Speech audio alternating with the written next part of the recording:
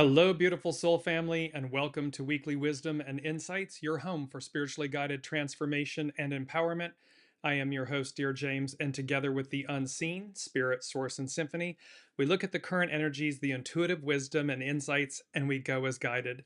And we have some really beautiful, beautiful, beautiful, empowering energies that we are working with based on the most recent Aries equinox that just occurred on March 20th, and how Mercury had stationed direct, and it was conjunct both Mars and the karmic North Node.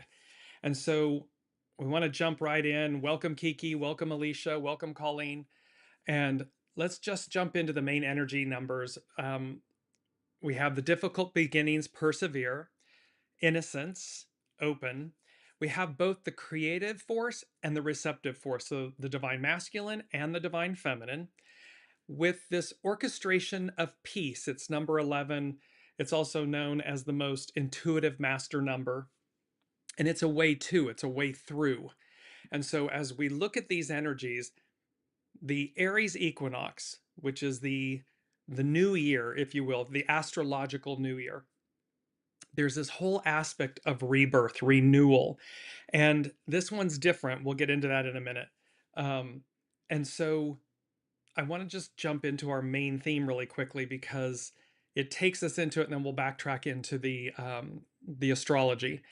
But our main theme is up, up, and away, far beyond your wildest imagination.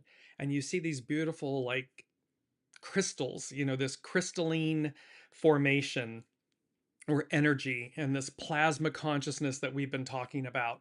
Well, so we have up, up, and away. Well, up, up, and away signifies a transcendent journey beyond earthly limitations, encompassing resurrection, spiritual ascent to higher consciousness, and the hopeful uplifting of energy.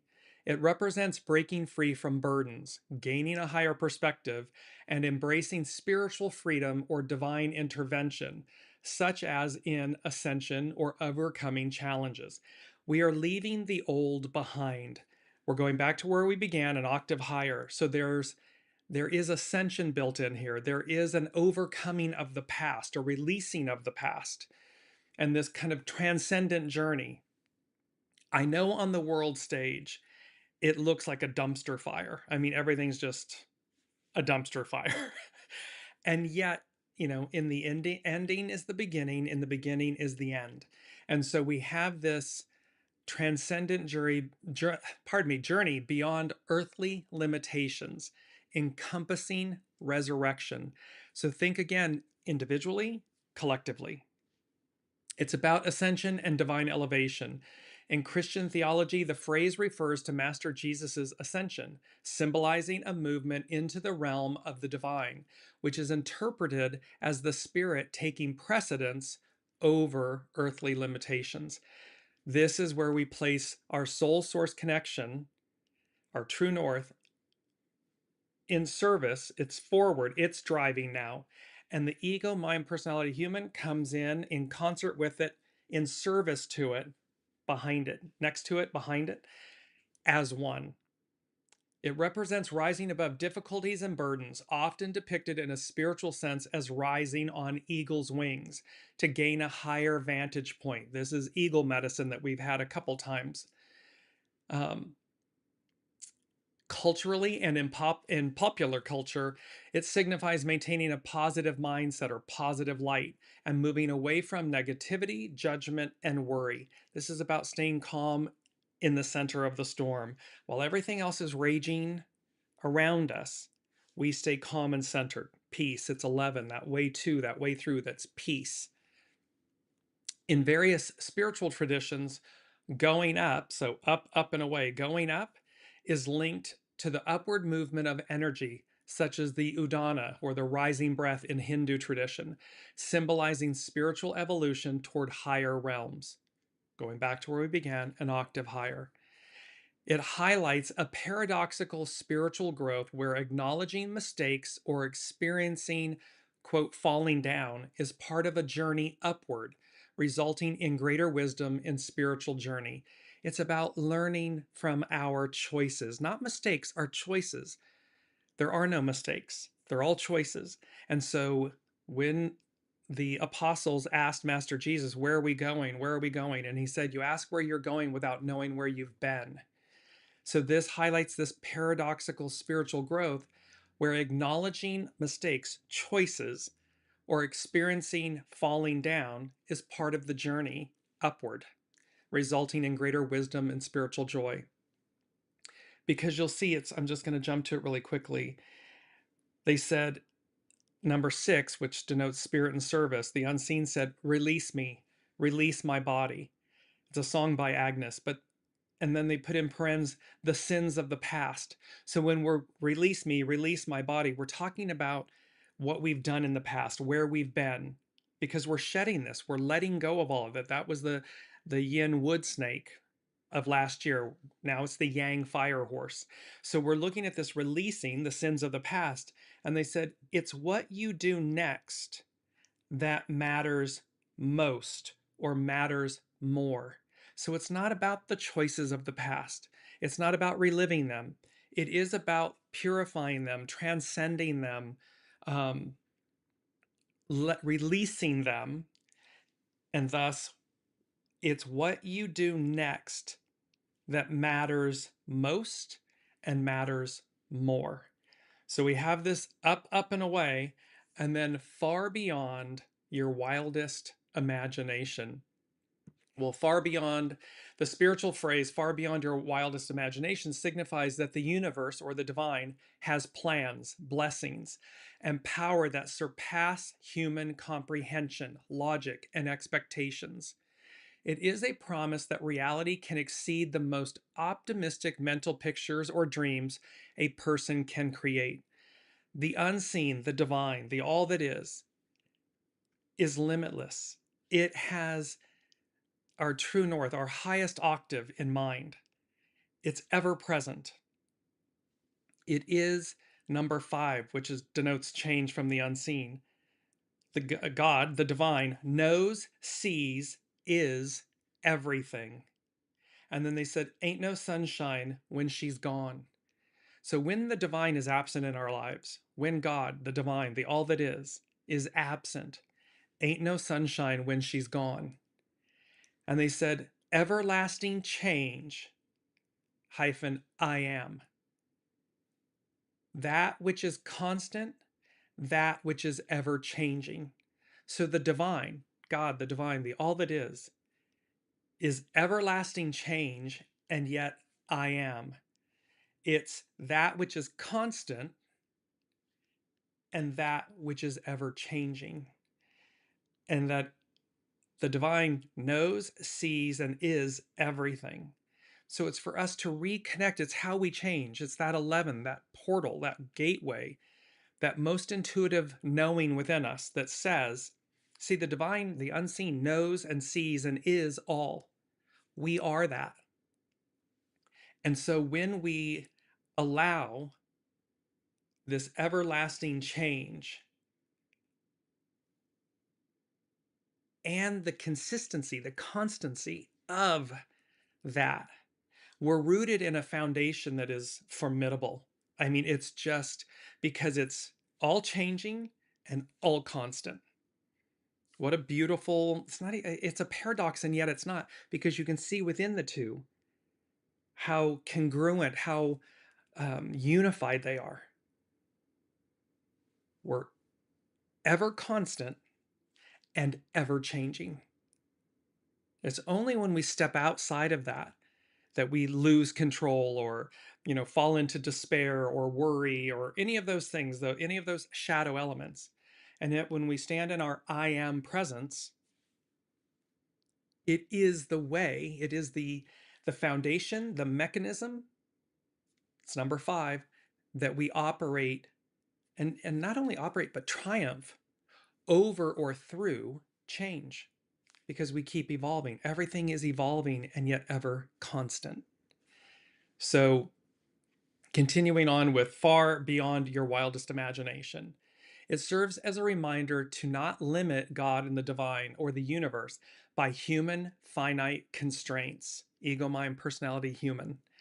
It is an invitation to move beyond small prayers and trust in a power that is by nature unimaginable.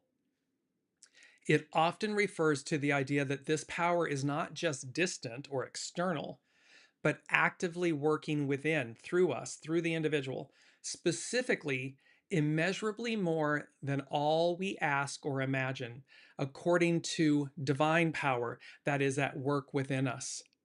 So this is about understanding that it's immeasurably more than all we ask or imagine, according to his power that is at work within us. That's Ephesians 3:20. It suggests that the best path is often unknown to us. It can be uncertain. We may not be able to see down and around the corner, and yet we have a knowing of what's next. It's number one from the unseen.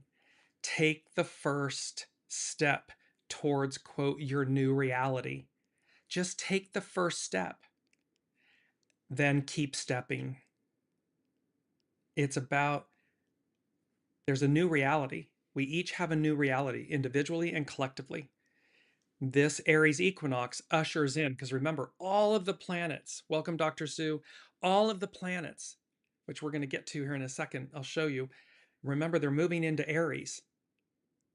That is the first sign of the zodiac. It commences the astrological new year, and it is a stellium of planets coming into Aries. And so we have this take the first step towards your new reality.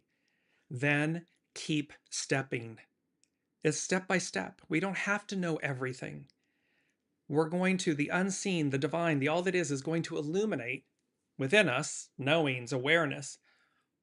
What's the step? What are we being guided to move toward? What are we being guided to release? And as we take that first step, after that, keep stepping, keep stepping. What's meant to be will come to fruition. What isn't will fall away. It suggests that the best path forward, or the best path, is often unknown to us, and the outcome of trusting the journey will produce results superior to what we would have planned for ourselves. What the unseen wants for us, the divine, the all that is, your soul wants for us, for you, will always be far superior, far greater than what our ego, mind, personality, human would allow or choose. And so we have to keep stepping, take the first step, move through. Welcome, Elizabeth. The phrase is associated with receiving abundance, not just in material wealth, but in spiritual, relational, and purposeful growth. So this, again, transcends the material. It's all encompassing. It encourages replacing worry with expectation. It reminds individuals that when they surrender or let go, the resulting reality often surpasses their hopes. And so we have this far beyond your wildest imagination is a call to trust that you are worthy of and destined for something greater than your current mental, physical, or spiritual restrictions allow you to see. So just be open.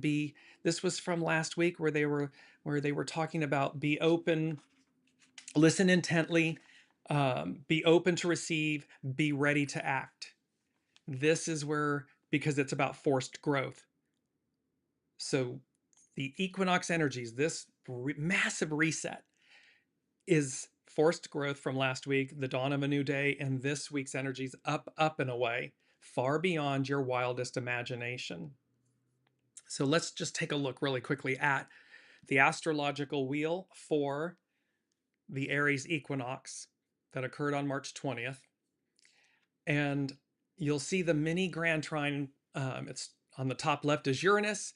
On the going towards about 3 o'clock is Pluto. And then at the top, we have the Sun conjunct the vertex and Neptune. So we have this, and here's Uranus aspecting the North Node, Mercury, and then also Saturn and Neptune. So Uranus is higher mind, expect the unexpected. And this is where, then when I looked at this chart, what I heard was seismic rebirth. There's a seismic rebirth involved in this Aries equinox chart and all of that. And just let me go back to that really quickly before we go to seismic rebirth.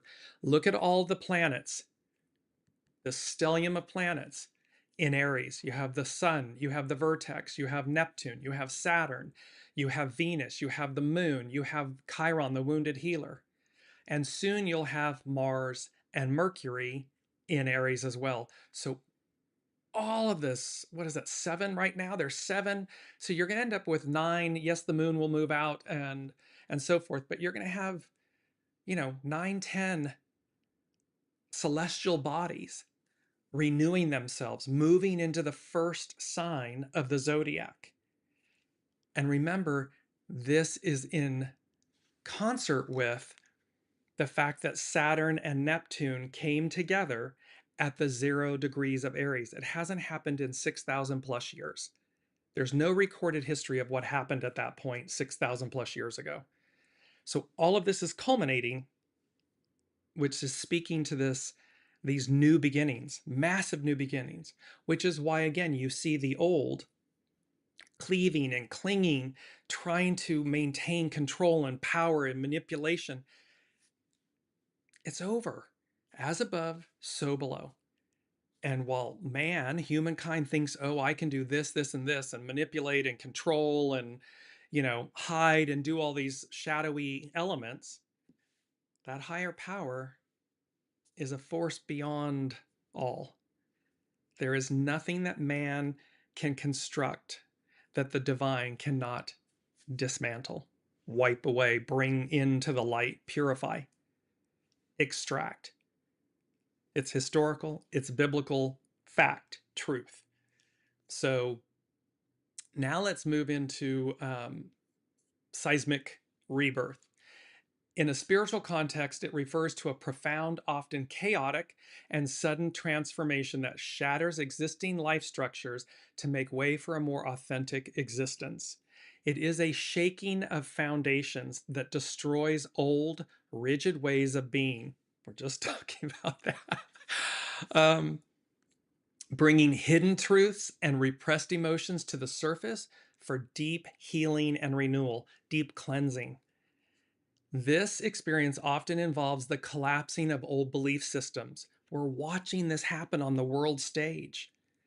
From the hashtag, Me Too movement to all of these different, all of these things that have been repressed, suppressed. Minorities, different groups, different ways of being, where they have been, these belief systems, the relationships, they're collapsing. So this experience often involves the collapsing of old belief systems, relationships, or life paths that no longer serve the soul's growth. It is a clearing away of the superficial, often leading to a, quote, dark night of the soul before the reconstruction. Similar to how earthquakes release immense geological pressure, a seismic spiritual event, a seismic rebirth, often releases long-held emotional and spiritual tension, allowing for a profound, albeit sometimes painful, liberation. What we're going through is painful to bear witness to, and yet it's going to lead to a profound liberation, a seismic rebirth.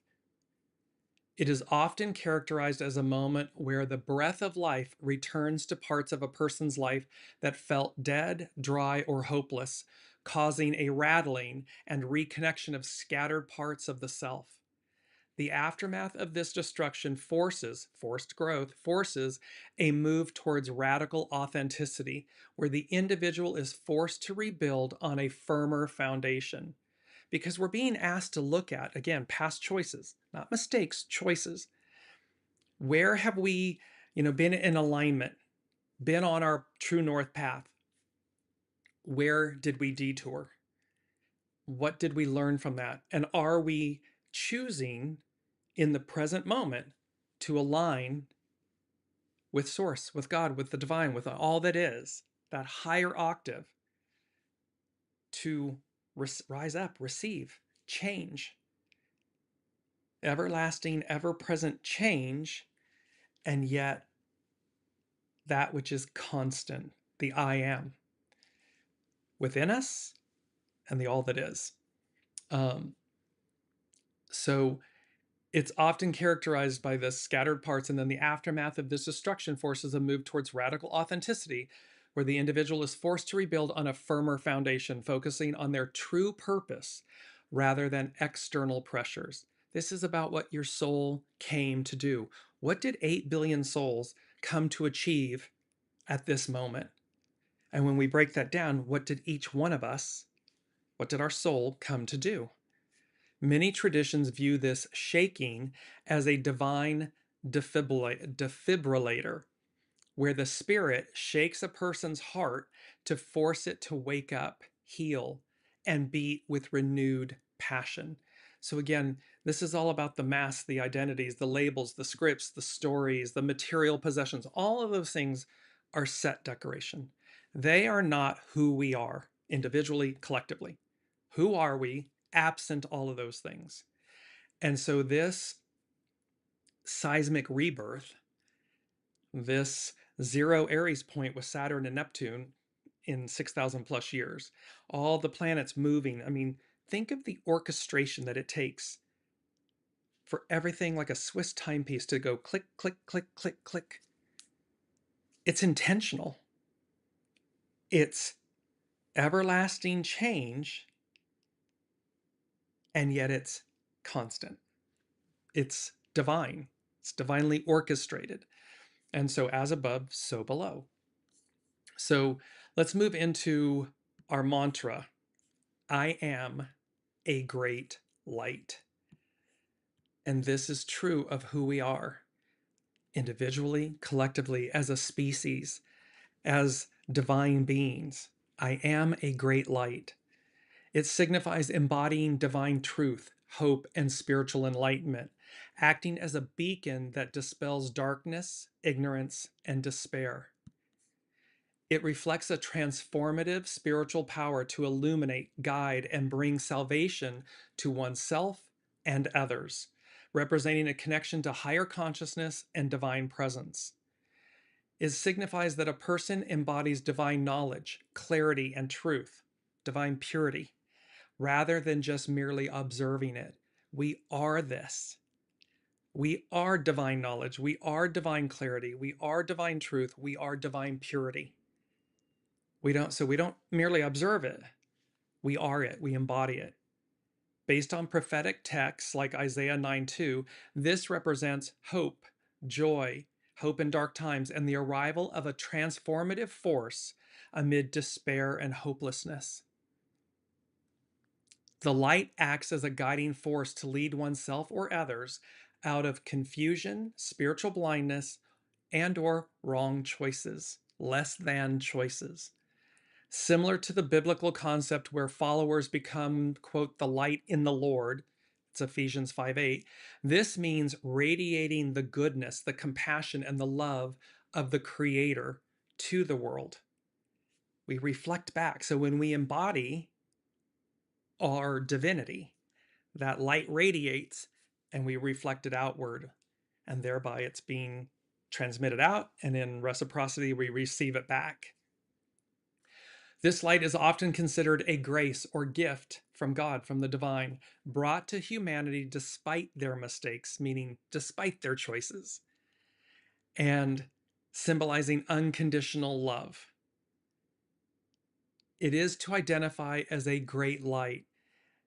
It is to be a source of wisdom, love, and clarity that helps dissolve spiritual ignorance and brings hope into the world. It restores it.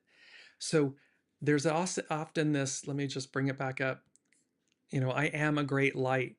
When we cling to the light, cling to it, it amplifies, it magnifies, it releases like the embers that go off into the night sky, and it ripples out.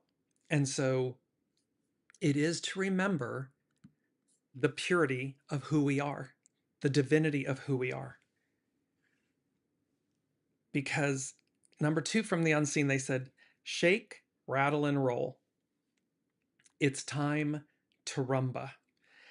And rumba means enthusiastic. It's an enthusiastic phrase. It's time to rumba means it's an enthusiastic phrase, meaning it's time to dance, party, or start having a good time.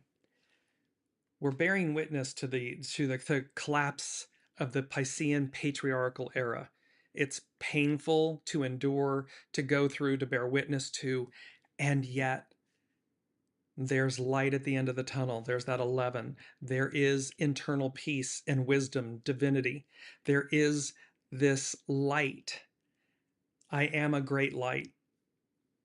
And the unseen is saying to us, shake, rattle, and roll. It's a shaking, that forced growth. It's a shaking. It's a waking up. It is the mandrakes that we keep talking about from the Harry Potter movies, where we're being uprooted, forced growth, uprooted from that little pot, from where we were, the octave of where we were, and being transplanted into a greater vessel, which leads to greater growth, greater opportunity, possibility. And it's spiritual growth. It's spiritual enlightenment. It's spiritual nature that then, when sent out, we the people, Aquarian, matriarchal, comes back to us in a way that magnifies and amplifies. It's not fake, it's not false. It's not ego, mind, personality driven. Me, I, disconnected from the soul, from your true north.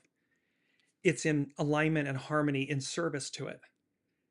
And that is a game changer. It is completely the inverse of where we've been. And then number 3 from the unseen, they said, beginner's luck, ? Nah, you've earned this. You've earned it.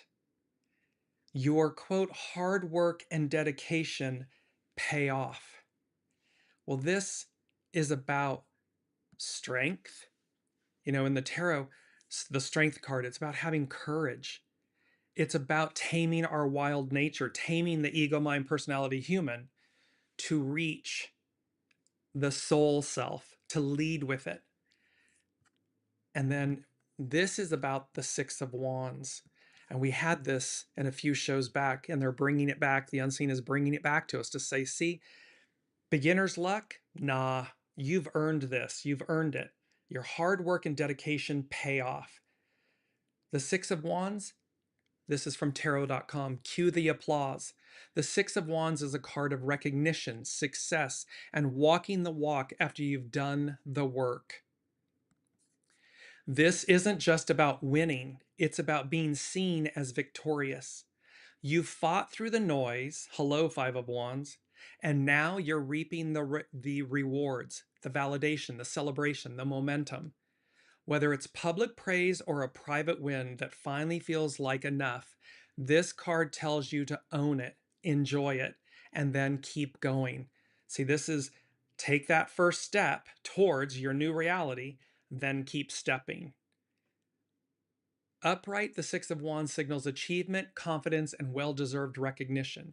You've overcome obstacles, stayed the course, and now the spotlight's on you.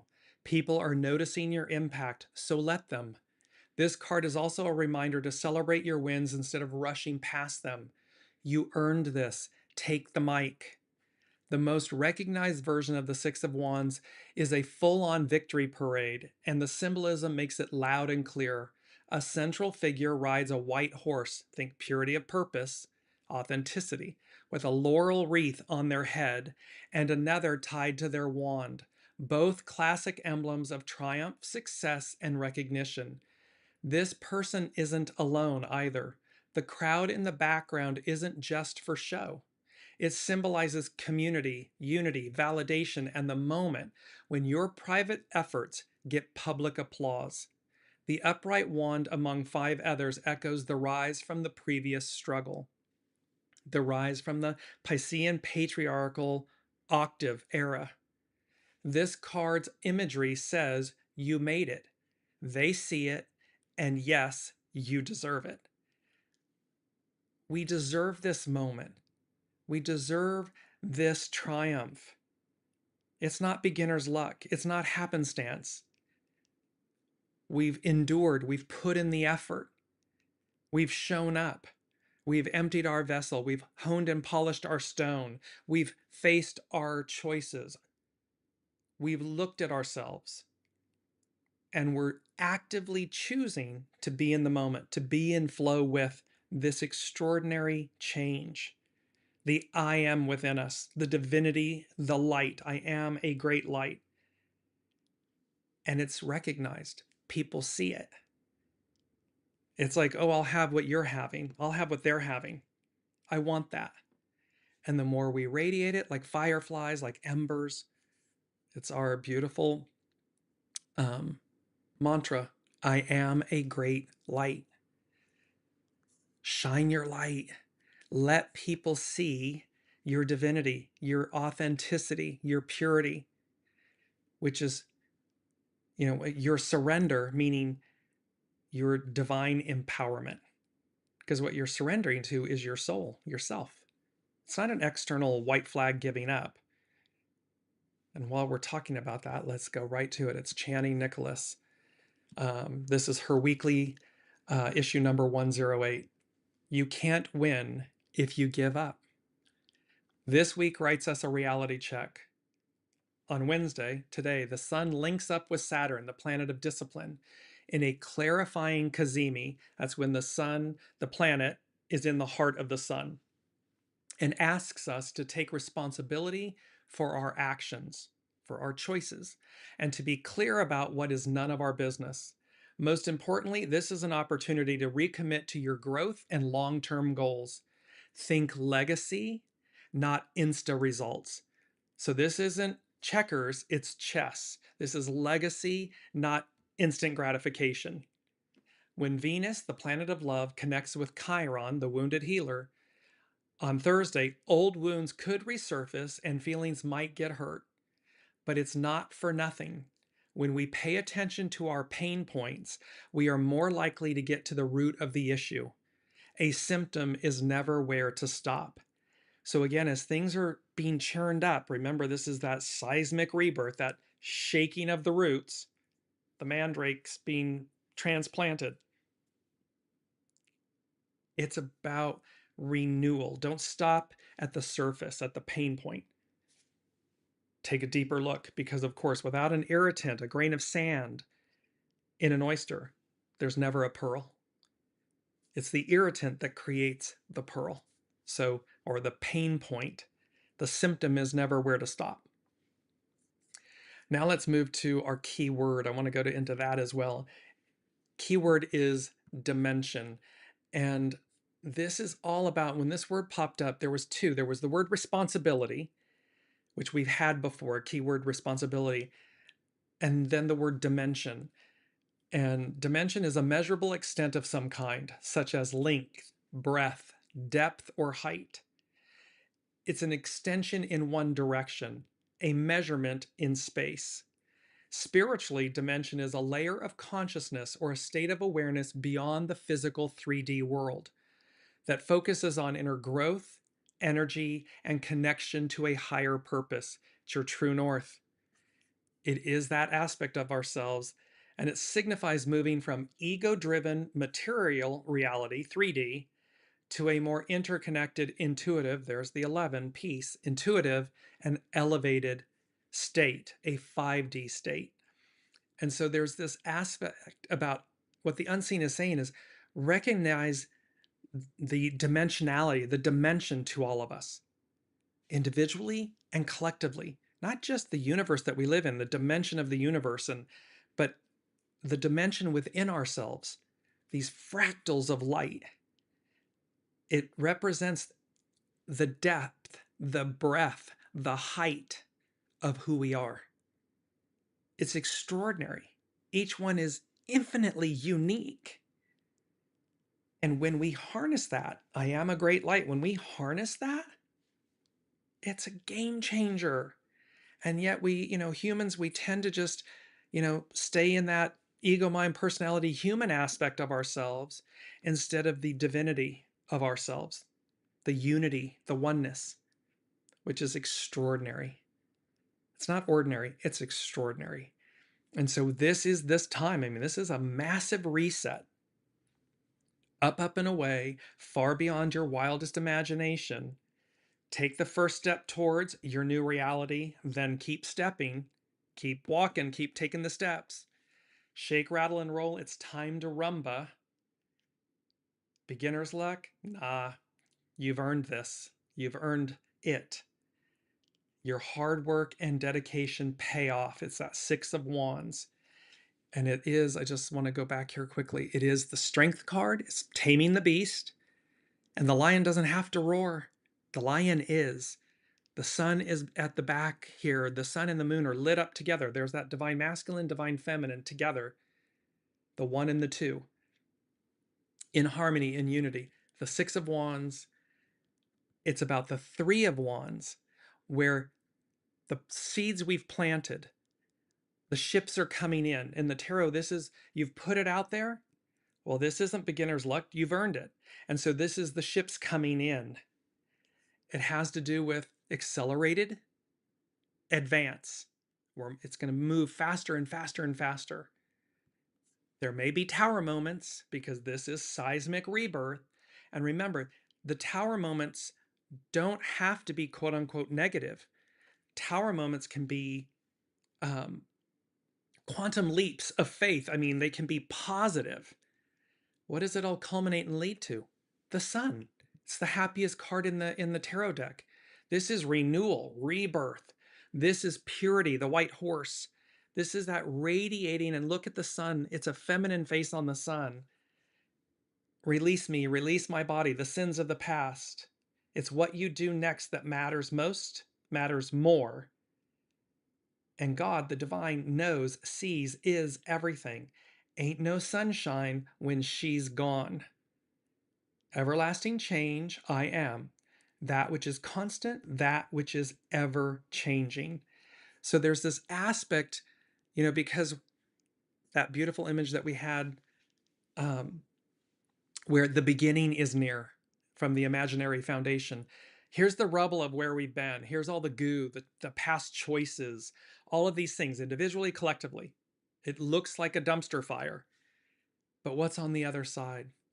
Limitless expanse, dimension, the all that is, the cosmos. And that's us. That's what awaits us. The beginning is near. It's right here. Are we, again, enduring the experiences of our choices of the past? Yes. There's a reckoning. We're reconciling. Rest assured it comes, because the unseen, as above, so below, is dictating, is running the show.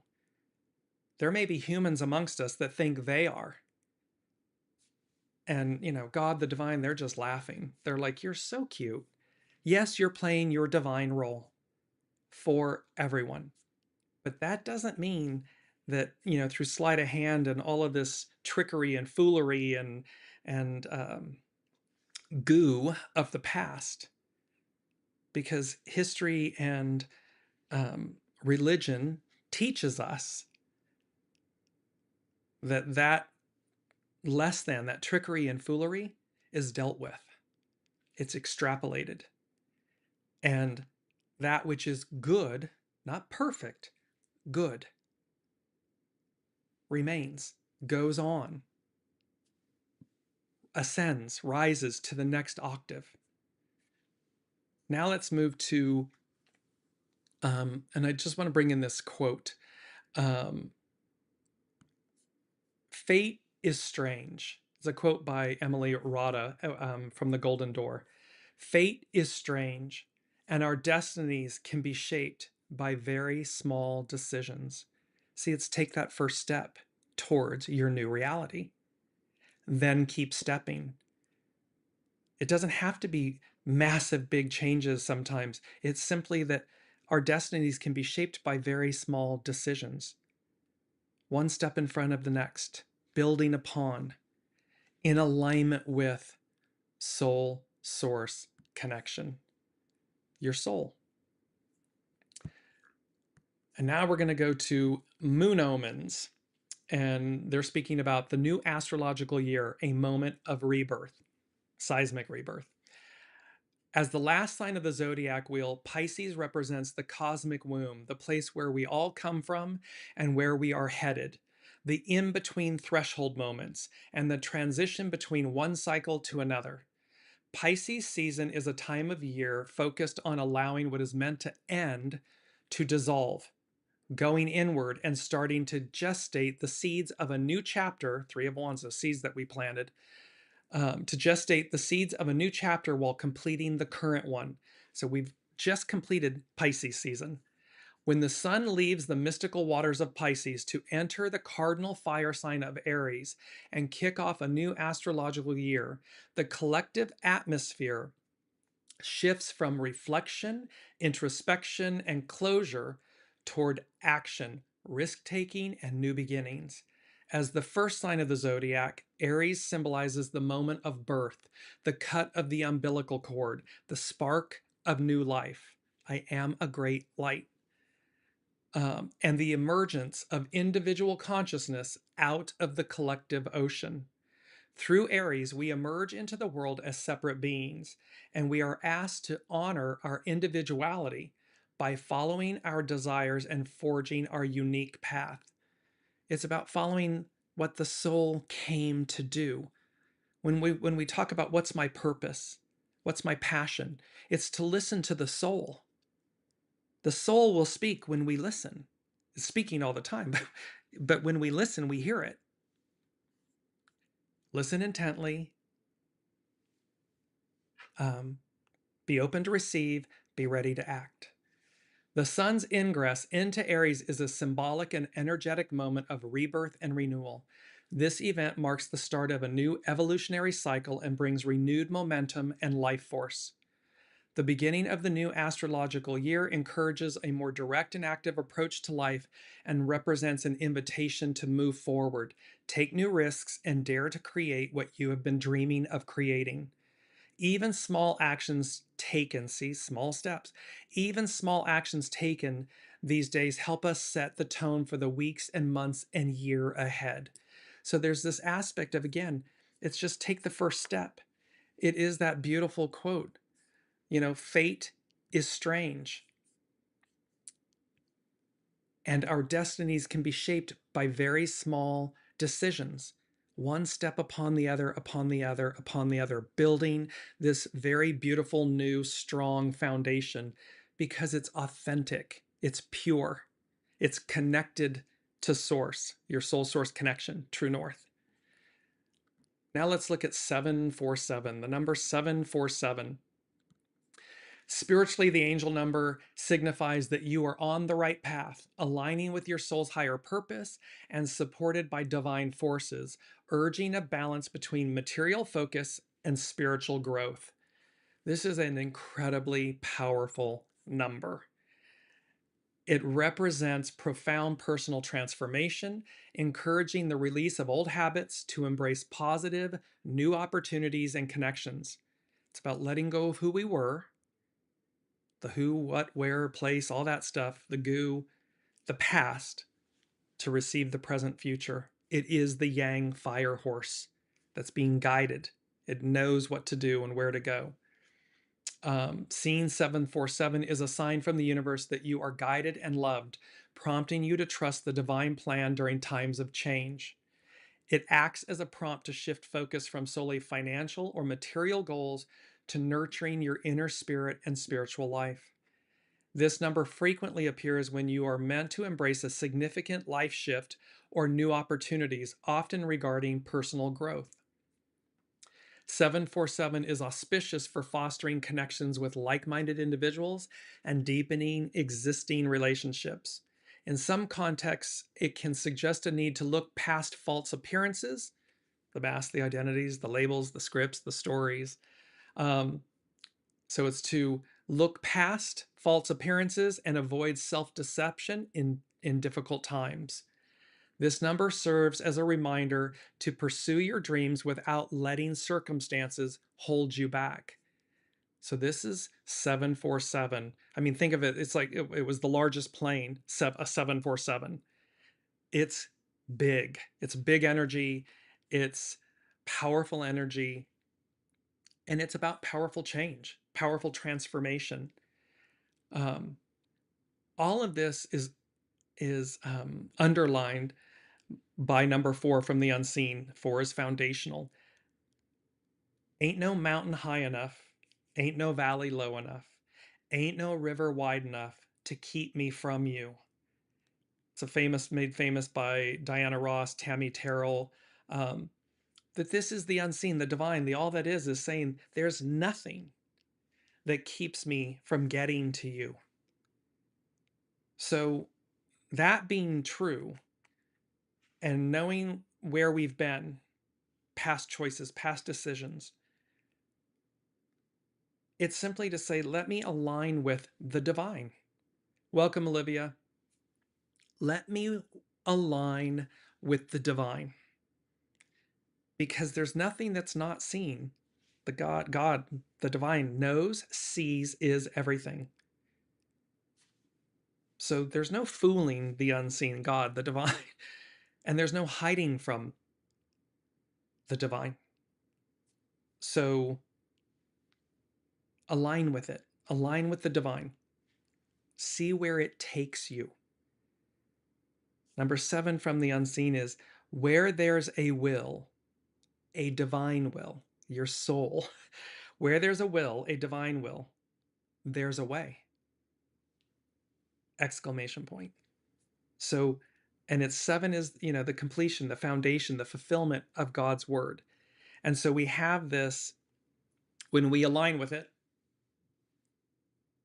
it's green lights. Everything's possible.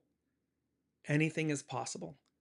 But it's because we're in alignment with divine will, which means we're in alignment with our soul, what our soul purpose is, what our soul came to experience and achieve. The only thing that will prevent you from aligning with that is your ego, mind, personality, human. Period. That's it. Calm the human, calm the ego, and listen to your soul, and it'll be like, oh, okay, you want me to do this. Okay, gulp. Oh, okay, butterflies, or okay. And then you do take the step, take the first step towards your new reality, and then keep stepping. Because it's time. We've earned this moment in time. Now let's look, we're going to go to astrobutterfly.com. Sun in Aries, a new journey around the sun. And this is an excerpt. I'll post the entire thing on the Dearjames Facebook page. On March 20th, 2026, the sun entered Aries, the beginning of the solar year. 0 degrees Aries is the 0 point of the zodiac, where a new yearly cycle begins. Since ancient times, astrologers have used the Aries ingress, the moment the sun enters Aries, to read the tone of the year ahead. So this isn't just momentary or in this week. These energies are arcing out for the entire next solar year. So it's to read the tone of the year ahead as a snapshot of how this new cycle is likely to unfold. What's going to unfold? Seismic rebirth. This up, and away, far beyond your wildest imagination, forced growth, all of these things. And yet it's not beginner's luck. We've earned it. We've shown up to do the work. So it's to read the tone ahead. It's a snapshot of the new cycle and what's to unfold. Like a solar return for the world itself, sun's or soul's ingress into Aries is the yearly reset, the start of a new astrological year, the moment life presses restart. But this time it feels a little bit different. While the previous 365-day journey now comes to an end, we're still under the echoes of the new moon at 28 degrees Pisces, still carrying the memories and unfinished threads of where we've been. A new year without remembering what has shaped us is just another unconscious spin around the sun. It's Master Jesus again. See, you're asking where you're going without knowing where you've been. So when we do that without acknowledging, reflecting, it's not about getting stuck in the past. It's not about beating ourselves up for the past. It's not about that. It's simply about recognizing, acknowledging, where am I? Where have I been? Where am I? And so that we remember, so that it's a conscious spin around the sun, not an unconscious one. It's not an autopilot. We're present in the moment. The same impulse to begin again, the same urge for a fresh start, the same belief that by turning the page we somehow reset the story, as if a new beginning could erase what came before. But a solar new year does not erase the past. A new beginning means nothing if it's not rooted in what truly matters. And when we've got the mandrakes, they're showing me, we're uprooted, right, from the small pot. But the roots were in the soil, gaining nutrients, life, memory.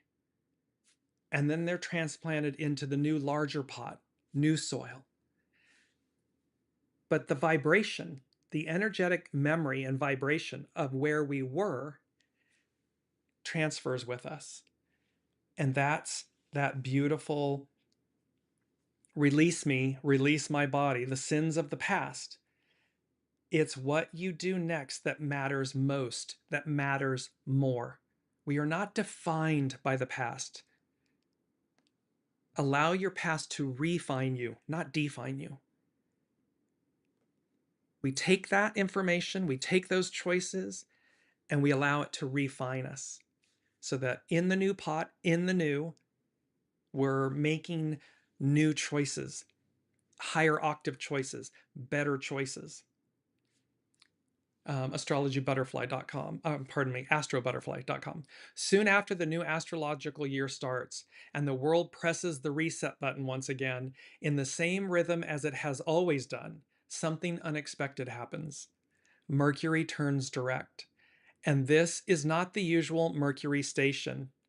Mercury changes direction in an exact conjunction with the karmic North Node in Pisces. Mercury and the North Node linger here for days, digging deeper than their usual motion allows, giving weight and meaning to the direction ahead. Remember, the North Node, that karmic North Node, is where humanity is going, where we are collectively going. The South Node is what we're releasing. So this is giving weight and meaning to the direction ahead, because Mercury, how we think, communicate, all of these things, it's our interpersonal mind, is lingering with the karmic North Node. When it stations direct, it did that on the 20th of March. A new year, a new beginning. Okay, but why am I doing this? What is this really for? What actually matters? The Aries ingress, conjunct Neptune in Aries, carries a different, because the sun comes in and it conjuncts Neptune, carries a different kind of beginning. For the first time in our lifetime, the sun meets Neptune at the very start of the zodiac. A new cycle doesn't just begin, it begins with meaning. Neptune, so this is why it's different. It's the first time that Neptune and Saturn were conjunct at the 0 point, 6,000 plus years. Now here's the sun with the astrological new year conjuncting Neptune, conjuncting Saturn. And so it's a new beginning, it's a new cycle, a new beginning with meaning. Neptune brings something the Aries ingress doesn't usually carry, a sense that this beginning is not random, not isolated, not just another turn of the wheel, that there is something behind it, something more, something that connects it to a deeper layer of existence. And the unseen is saying to me in this moment, it's connecting us to the deepest aspect of self, to our soul, our true purpose, divine purpose, what we've come here to do. It's as if everything before that, the Piscean patriarchal era of 2,000 plus years and everything that came before it, was before this 6,000 plus year time, was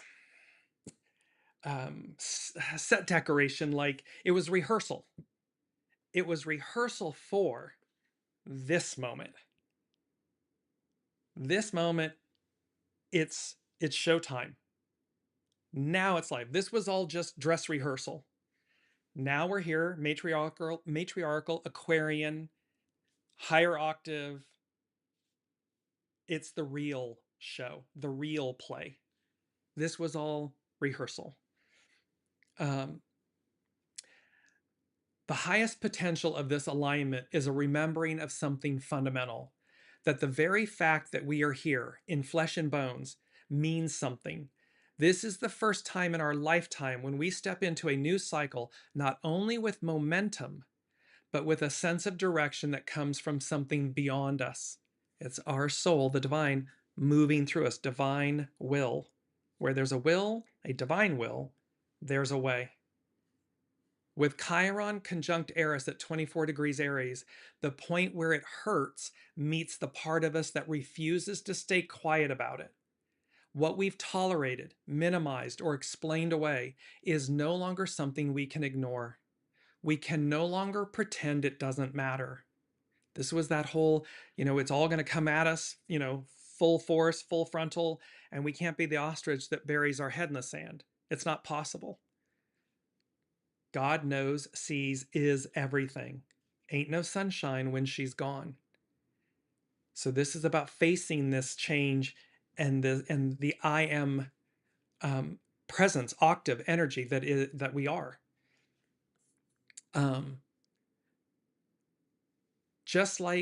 So we can't ignore it and we can no longer pretend it doesn't matter.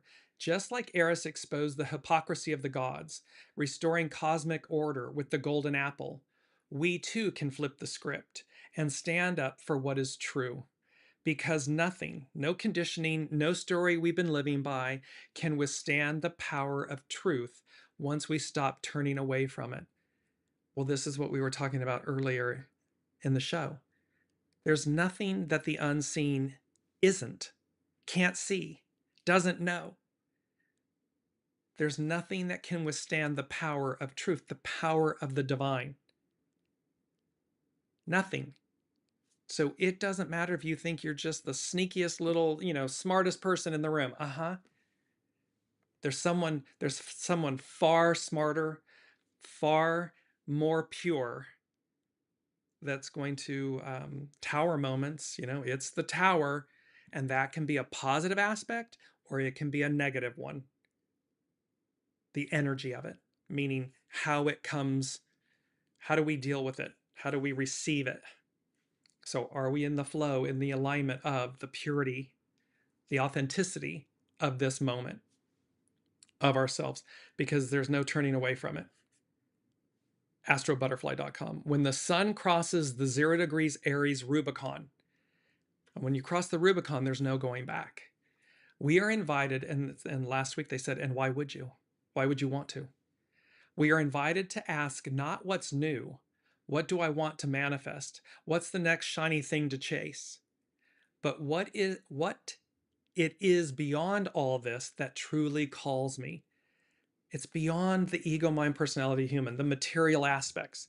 What's beyond all of that? Take all of that away, set it aside for a minute. What's truly calling me?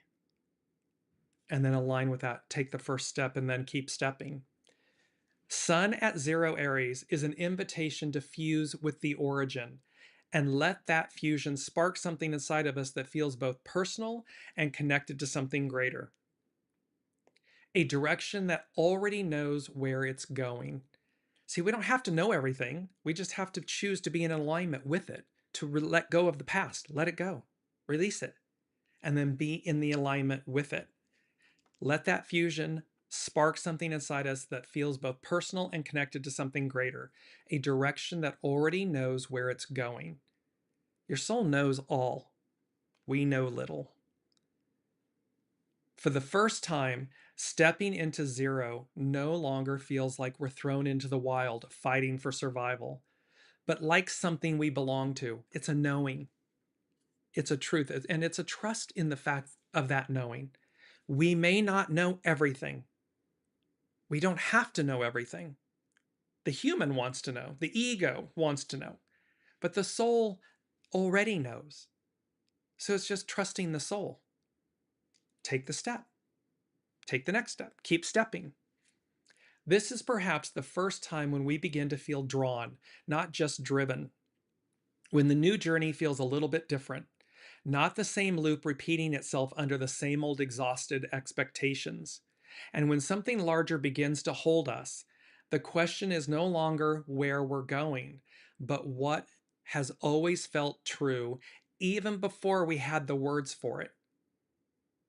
What is it about who I am that, if everything else fell away, we've been talking about this, would still remain? If you knew the universe was on your side, would you take different risks? What would you do differently? This is a time of massive change, of massive release, triumph, alignment with divine will, divine order, divine time, and our willingness, because it's forced growth, so it's going to come, that tower, it's going to come one way or the other.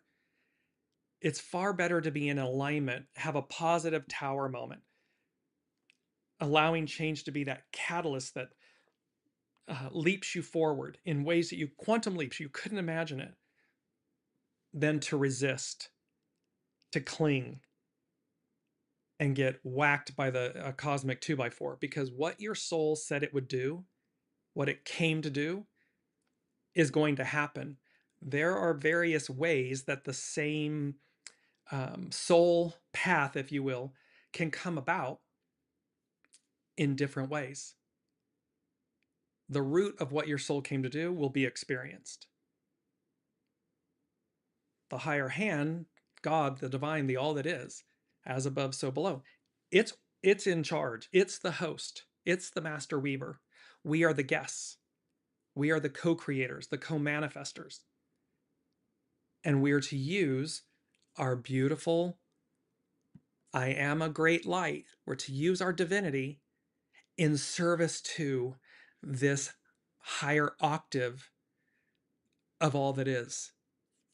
That's what we've come to do. And we've come to usher in this new octave, this new era. It's exciting. It comes with its, it's trepidation. We're human. It comes with, it's all this massive change. And so of course we're being uprooted. It's shaking us to our core, but not to harm us, to liberate us, to expand us, to elevate us, so that we will receive what that triumph. There's that Six of Wands that says victory, celebration, honor. And it's not beginner's luck. It's because we've earned it.